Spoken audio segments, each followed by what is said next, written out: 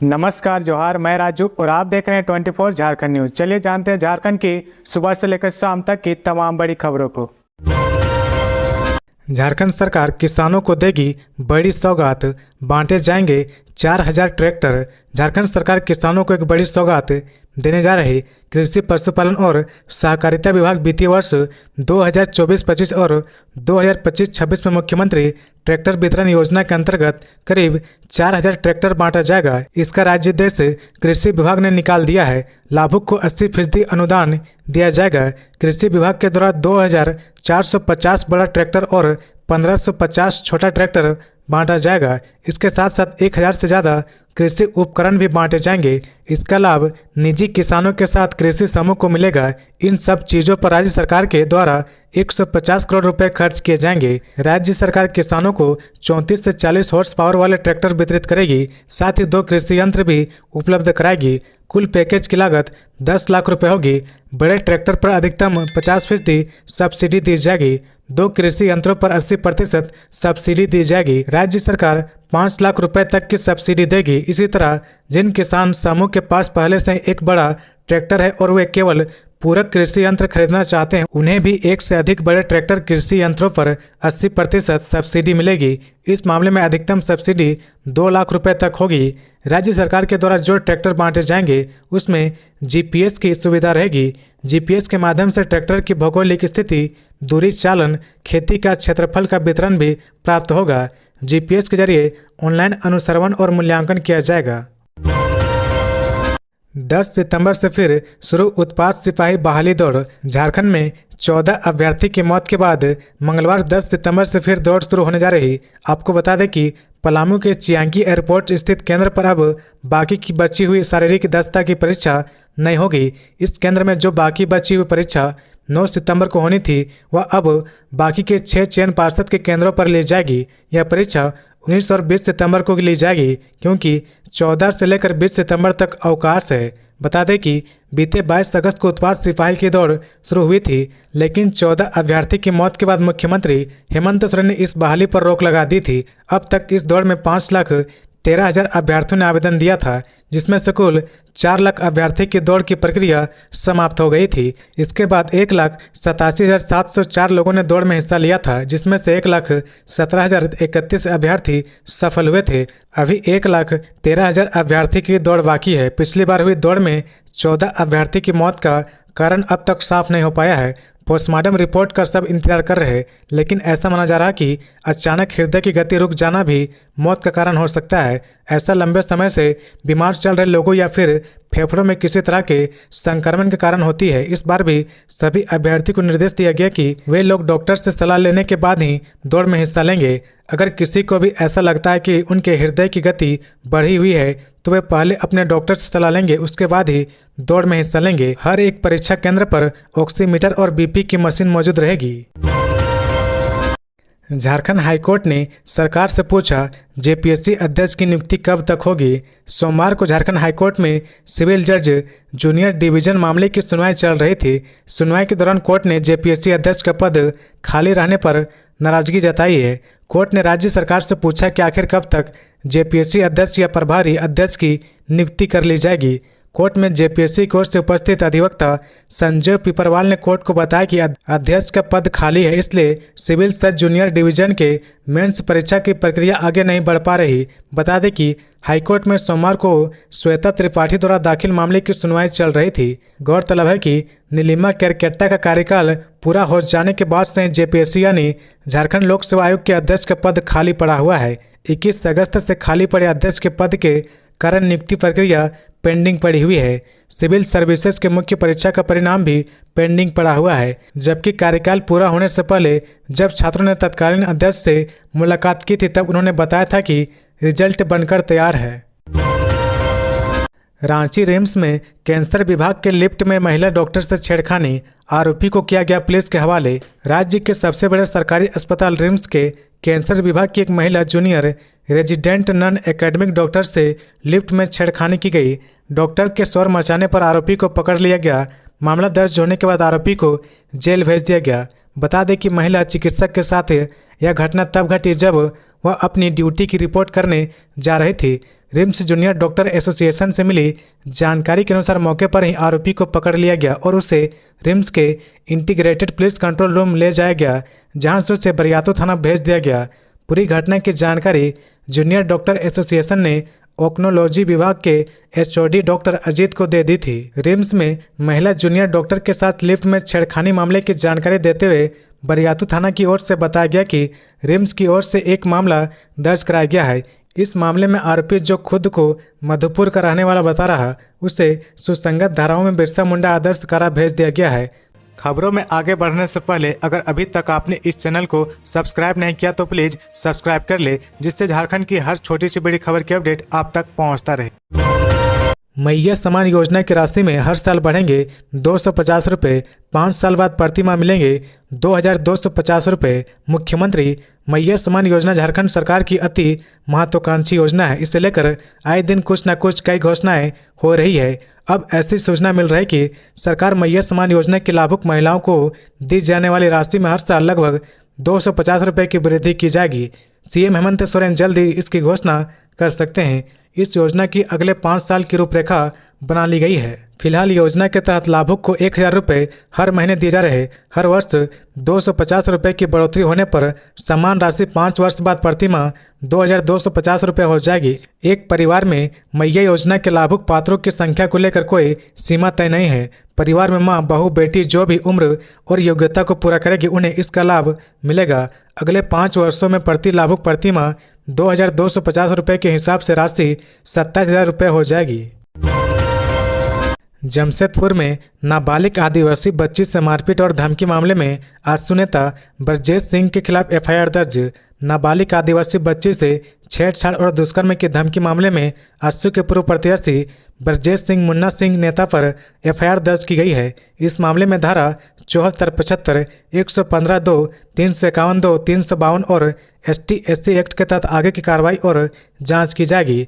मामले की जांच के लिए जांच अधिकारी की नियुक्ति कर दी गई है। मिली खबर के मुताबिक प्राथमिकी 7 सितंबर को दर्ज की गई है। मामले के संबंध में कदमा निवासी आदिवासी महिला सुबह सरदार ने कदमा थाना प्रभारी जमशेदपुर को आवेदन दिया था। इसी के बाद प्राथमिकी दर्ज की गई थी। सुबह दरबार ने पुलिस को दिए आवेदन में बताया कि उसकी बेटी को आजसू नेता और पश्चिम विधानसभा से आजसू के पूर्व प्रत्याशी ब्रजेश सिंह द्वारा बेरहमी से पीटा गया और धमकी दी गई। सुबह ने बताया कि आजसू नेता मुन्ना सिंह के द्वारा उनकी नाबालिग बेटी को डंडे और हाथ से पीटा गया, गालियां दी गई।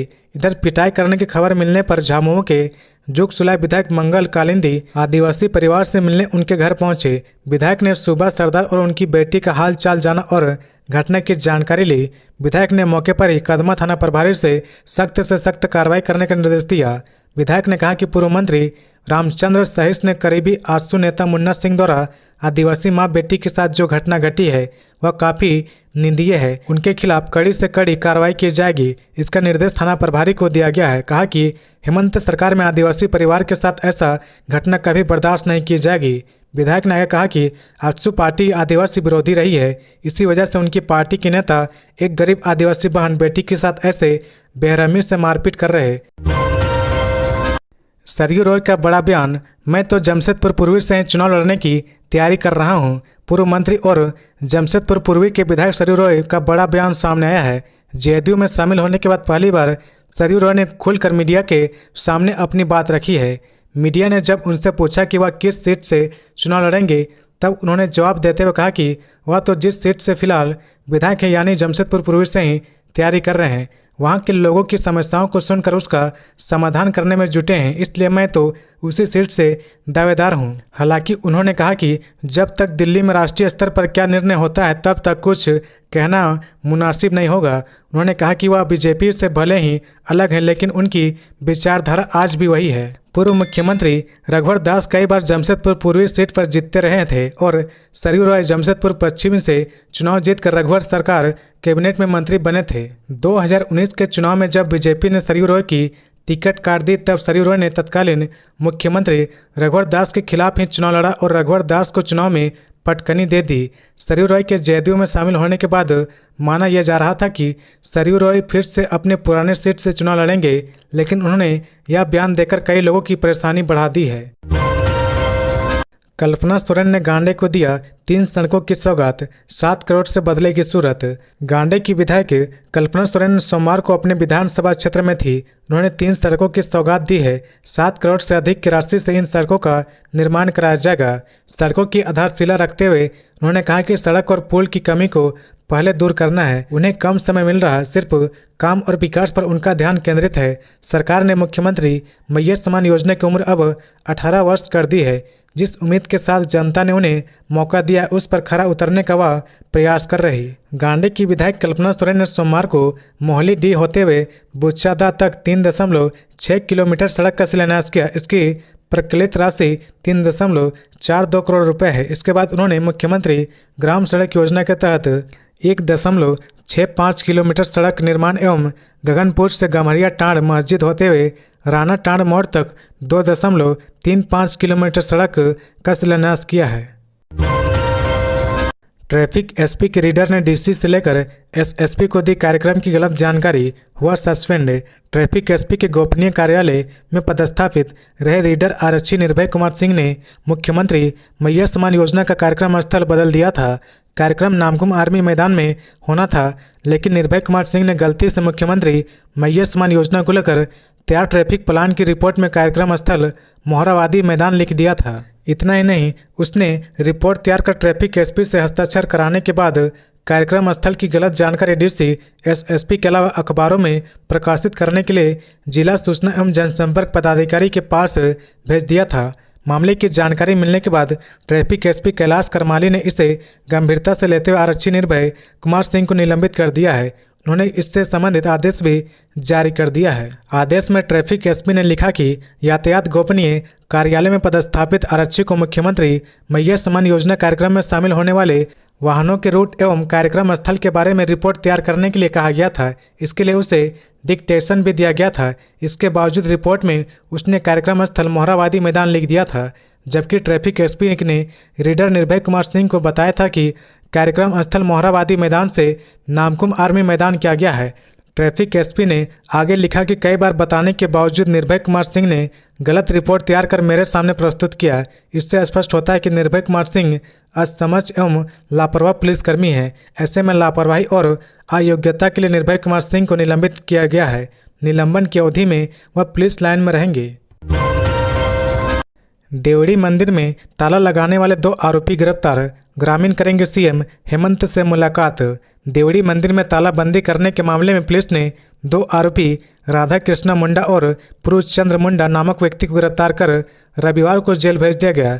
बुंडू डीएसपी रतिभान सिंह और तमाड़ थाना प्रभारी रोशन कुमार ने आरोपी की गिरफ्तारी की पुष्टि की है। ज्ञात हो कि मंदिर के मुख्य द्वार पर गत 5 सितंबर को कुछ लोगों ने तालाबंदी कर दी थी, जिससे दूर दराज से आए श्रद्धालुओं को काफ़ी परेशानियों का सामना करना पड़ा था। तमाड़ स्थित देवड़ी गांव के 100 से भी अधिक ग्रामीण रविवार को मुख्यमंत्री हेमंत सोरेन से मिलने उनके आवास पर पहुंचे। हालांकि मुख्यमंत्री से ग्रामीण की मुलाकात नहीं हो पाई। ग्रामीण ने कहा कि सोमवार को फिर मुख्यमंत्री से मिलने आएंगे।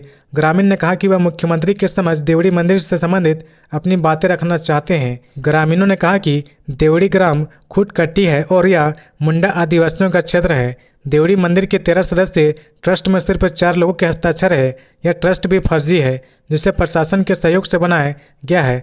ट्रस्ट के माध्यम से वहां पर स्थानीय आदिवासी को हाशिए पर डालकर दूसरे लोगों का वर्चस्व स्थापित करने का प्रयास किया गया। यह मामला देवड़ी के आदिवासी जमीन को फर्जी तरीके से वहां के पांडा को हस्तांतरित करने का है।